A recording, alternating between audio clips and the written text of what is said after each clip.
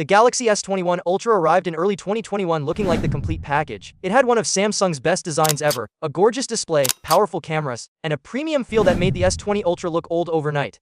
Even today, the S21 Ultra still holds up in both design and performance. But for all its strengths, Samsung made one decision that prevented it from reaching true perfection, and nobody really knows why. The strange choice was Samsung's decision to cap the S21 Ultra's charging speed at 25 watts. And this wasn't just a small compromise. It was one of those decisions that immediately made people scratch their heads, especially because Samsung already had faster charging on earlier phones. If you look back, the Galaxy S20 Ultra supported 45W charging, a full generation before the S21 Ultra. And what happened after the S21 Ultra? Samsung brought 45W charging right back with the S22 Ultra and all the Ultra models that followed. The S21 Ultra is the only one stuck at 20W. So what happened in 2021?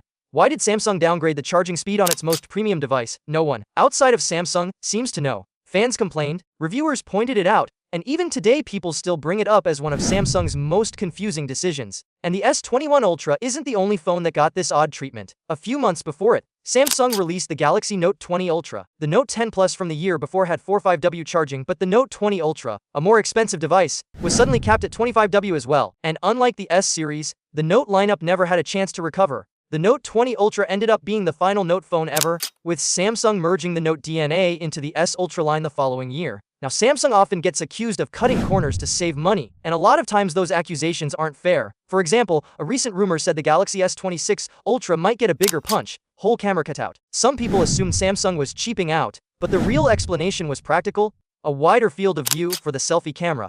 But the charging downgrade on the S21 Ultra and the Note 20 Ultra, that one really does feel like Samsung trying to shave off a bit of cost. And it came at the expense of the user experience. Because the S21 Ultra was so close to being a perfect phone. It had fantastic battery life, but slow charging meant you were waiting longer than necessary to top up. Meanwhile, other brands, even budget ones, were pushing higher and higher wattage. Of course, the phone still sold incredibly well, and many people who bought it back then still use it today. It was powerful enough to last, and Samsung's long software support helped it stay relevant. But that single decision continues to stand out like an unexplained flaw in an otherwise premium device. Thankfully, Samsung corrected course the next year. The Galaxy S22 Ultra brought back 45W charging, and every Ultra since then has kept it. So at least Samsung didn't make this mistake a pattern. It was just a weird two-phone chapter in the company's history. When you look back, the S21 Ultra still deserves its reputation as one of Samsung's best phones ever. But it's also a reminder of how one small, confusing choice can hold back an otherwise outstanding device. And unless Samsung eventually explains what really happened behind the scenes, this will remain one of the biggest mysteries in Galaxy history.